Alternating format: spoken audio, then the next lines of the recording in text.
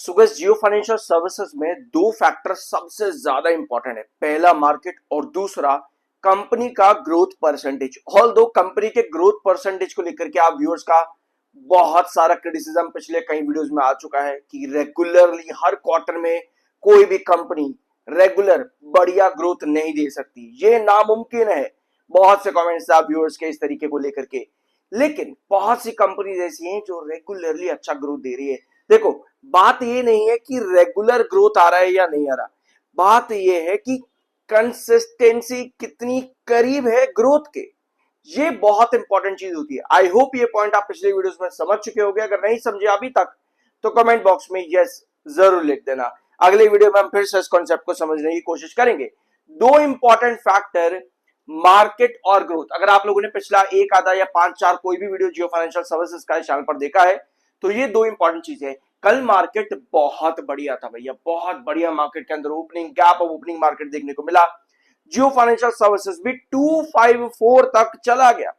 254 जो कि 245 के बाद एक बड़ा रिजेक्शन है। अगर आप लोगों ने इस वीडियो को खोल करके देखा होगा तो यहां पर आपको 254 और 245 के ये दो ट्रेंड्स भी देखने को मिले होंगे। अब ये सब चीजें हो गई आपकी पुरानी। अब हम आते हैं आपके मेन कॉन्सेप्ट के ऊपर। इस पॉइंट के ऊपर भी अभी हम यहां पर आएंगे। पहले आप मेन कॉन्सेप्ट पे आओ और एक बार यहां पर बायर और सेलर एक बार देख लो। अराउंड 15 लाख इस समय बायर है, 35 लाख इस समय सेलर है। मार्केट आपको क्या पोजीशन दिखा रहा है इस समय? मार्केट कल बहुत बढ़िया था, कल मार्केट में अच्छी खासी तेजी थी। जियो फाइनेंशियल सर्विसेज भी 254 तक कुछ इस तरीके की पोजीशन बनाता हुआ चला गया, रिजेक्शन 254 को टच किया, वहां से प्रॉफिट बुकिंग आई। अब आज के दिन में वापस 245 को कहीं ना कहीं हिट करने की कोशिश कर रहा है, जो कि आपका एक मिड रिजेक्शन है। अब यहां से वापस उठने की कोशिश कर रहा है। आज के दिन में यही हो रहा है ना जियो फाइनेंशियल सर्विसेज में। कल मार्केट अच्छा था तो भैया आप 254 तक चले गए।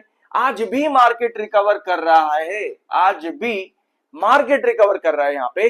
तो क्या मार्केट की इस रिकवरी में जियो फाइनेंशियल सर्विसेज हमको फिर से 254 शो कर सकता है? अभी ये हम क्या देख रहे हैं यहां पर? अभी हम देख रहे हैं शॉर्ट टर्म कैटेगरी किस तरीके से जियो फाइनेंशियल सर्विसेज में काम कर रही है। अभी के लिए कंसिस्टेंटली जो हम लोगों ने लास्ट वीडियो में ग्रोथ समझा था, और ये जो जियो फाइनेंशियल सर्विसेज का चार्ट पैटर्न है, यहां पर आपको कंसिस्टेंसी के अंदर क्या चीज चाहिए कि जो आपका 254 का ट्रेंड है ना, यहां पर ये वाला 254 जहां जिसके पास आप लोग कल भी आए और सेलिंग आपको देखने को मिली, इस ट्रेंड से आपको पहले भी एक बार सेलिंग देखने को मिली है। इंपॉर्टेंट पॉइंट क्या होता है कि आप एक पर्टिकुलर रिजेक्शन, जो आपका ये मिड रिजेक्शन है 245 और 254 के बीच में, आप एक हायर कंसोलिडेट करो एग्जैक्टली जिस तरह से 235 से लेकर के 245 के बीच में था। ठीक है, किसी भी कंपनी में एक लोअर लेवल पर साइडवेज पैटर्न चलना सबसे इंपॉर्टेंट होता है, और उसके बाद में अपर साइडवेज पैटर्न की तरफ शिफ्ट होना उससे भी ज्यादा इंपॉर्टेंट होता है। 254 हमारा सबसे बड़ा रिजेक्शन जियो फाइनेंशियल सर्विसेज में है, जिसके करीब आपके 200 ईएमए भी आ रहा है और 7 ईएमए भी 21 ईएमए के ऊपर शिफ्ट हो रहा है। लास्ट वीडियो के अंदर हम लोगों ने ये पॉइंट भी डिस्कस किया था कि इन टेक्निकल्स का, ईएमएस का, जिस तरह से 200 ईएमए है और 7 ईएमए और 21 ईएमए है, इनका एक दूसरे के करीब डिफरेंस कम होना बहुत ज्यादा जरूरी होता है। जितना ये डिफरेंस कम होता है उतनी ही बड़ी वोलेटिलिटी, मैं बड़ी वोलेटिलिटी की बात कर रहा हूं, वो कम हो जाती है। ठीक है, अगर हम इसको यहां पर करेंगे तो ज्यादा अच्छा रहेगा। आई बिलीव कि वोलेटिलिटी तो हमको नहीं चाहिए, क्योंकि हमको कम वोलेटिलिटी ही चाहिए। ठीक है, तो जितना ये डिफरेंस कम होगा उतनी ही वोलेटिलिटी आपके पास कम रहेगी, यानी कि उतने ही डिसाइसिव डिसीजंस बनते देखने को मिल सकते हैं। बट मार्केट अभी क्या कर रहा है? कल रिकवरी थी, आज भी रिकवरी है। मार्केट अभी भी काफी ज्यादा बेरिश और नेगेटिव है। रीजन सबसे बड़ा यूएस ईरान ही है। लेकिन एक और पॉइंट आपका आता है, यूएस क्या कर रहा है? यूएस फेडरल ने कोई रेट कट नहीं किया। आज मार्केट को इस चीज का भी एक छोटा सा ऑप्टिमिज्म मिल रहा है कि यूएस फेड ने कोई रेट कट नहीं किया। अब रेट कट ना करने की वजह से भी आपको मार्केट के अंदर रिकवरी मिल रही है। अब इंपॉर्टेंट पॉइंट ये आता है कि जो छोटी मोटी रिकवरी जो 245 से 254 तक बन रही है, इसके बाद में नेक्स्ट रिजेक्शन 258 पर आता है, उसके बाद नेक्स्ट रिजेक्शन लगभग 264 है, फिर 272 है। ये जितने भी ट्रेंड्स है जियो फाइनेंशियल सर्विसेज में, ये धीरे धीरे धीरे करके कैसे अचीव होते हैं, और 245 के नीचे 235 है, 235 के नीचे 228 है। ये सभी बहुत इंपॉर्टेंट ट्रेंड्स है जियो फाइनेंशियल सर्विसेज के। जब भी आपको मार्केट इनकंसिस्टेंट मूव देता देखने को मिला है, तब जियो फाइनेंशियल सर्विसेज में पिछले लगभग 4 महीनों में यही ट्रेंड्स आपको बार बार रेगुलेट होते देखने को मिले हैं। इसका मतलब यह है कि मार्केट का एक बुल रन हमें चाहिए, ताकि ये इनकंसिस्टेंट ट्रेंड जो आपको बार बार देखने को मिल रहे हैं, ये कंसिस्टेंटली आपको तेजी में कन्वर्ट होते देखने को मिले।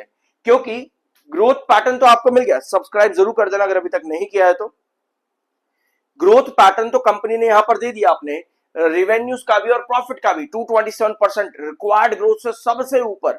ठीक है, भले इसमें आप डिविडेंड इनकम मिलाओ, बहुत चीजें आप लोगों ने कमेंट में बोली, मैंने आपके साथ डिस्कस भी कर दी थी रिजल्ट के टाइम के ऊपर। ठीक है, कि कंपनी का डिविडेंड इनकम हटा दो, प्रॉफिट से भी हटा दो, सब चीजें हटू करके भी तब भी कंपनी का ग्रोथ बढ़ा है यहाँ पर, क्योंकि कंपनी के एक्चुअल वैल्यूएशन को बढ़ाता है, जिसकी वजह से कंपनी का पी रेशियो भी 106 से 79 और 80 के आसपास आ गया। इतना कुछ हुआ जियो फाइनेंशियल सर्विसेज के अंदर, लेकिन कंसिस्टेंटली तेजी इसलिए नहीं मिल रही क्योंकि एक फैक्टर हमारे फेवर में, लेकिन दूसरा फैक्टर अभी हमारे फेवर में बहुत इनकंसिस्टेंटली चल रहा है, यानी कि मार्केट। अब अगर आप जियो फाइनेंशियल सर्विसेज का थोड़ा सा लॉन्ग टर्म चार्ट देखोगे, यहाँ पे ये वाला चार्ट, तो आपको नजर आएगा कि यही कुछ रीजंस की वजह से आपको higher highs lower lows, higher highs और लोअर लोज देखने को मिले। यानी कि यहां से अगर मार्केट हमारा साथ देता है तो एक ग्रोथ तो हमारे फेवर में आया हुआ है। यहां से अगर मार्केट कंसिस्टेंटली हमारा साथ देगा तो हम यहां पर कहीं ना कहीं 272 के आसपास पहुंच सकते हैं। बट कंसिस्टेंसी बहुत ज्यादा मैटर करती है, इसलिए देखो सबसे इंपॉर्टेंट पता मार्केट के अंदर और ज्यादा क्या चीज होती है, इसी वजह से सबसे इंपॉर्टेंट चीज ये होती है कि जब भी लॉन्ग टर्म की बात आती है ना, तो हम अपनी एंट्रीज किस तरीके से डिफाइन करें कि हम नुकसान ना से ना हो, कम से कम नुकसान हो और ज्यादा से ज्यादा हम ऊपर ही रह पाए। लॉन्ग टर्म डजंट मीन कि किसी भी एक पर्टिकुलर ट्रेंड पर जाकर के आपने एंट्री कर ली और फिर गिरावट है तो हम पैनिक हो रहे, परेशान हो रहे, कंपनी पे गुस्सा उतार रहे हैं। जरूरी है कि अगर हम लॉन्ग टर्म भी जा रहे हैं ना, मैं आपको रिकमेंड नहीं कर रहा कि भाई लॉन्ग टर्म चले जाओ, ये नहीं, मैं कभी भी जो फाइनेंशियल सर्विसेज में आपको ये चीज नहीं कहता हूं। मैं आपको हमेशा कहता हूं कि ग्रोथ मार्केट, इन दो चीजों को देखो, आपके फेवर में आ रही है, एंट्री बनती है जियो फाइनेंशियल के अंदर, नहीं फेवर में आ रही तो एंट्री नहीं बनती, अवॉइड करो तब तक जब तक ये 2 पॉइंट आपके फेवर में नहीं आ रहे। अब ये आपके ऊपर डिपेंड करता है कि इन 2 पॉइंट्स को आप किस तरीके से एनालाइज कर पाते हो सही तरीके से। आई होप इस वीडियो में कुछ नया जानने को मिला, सब्सक्राइब जरूर करना, मिलता अगले वीडियो में।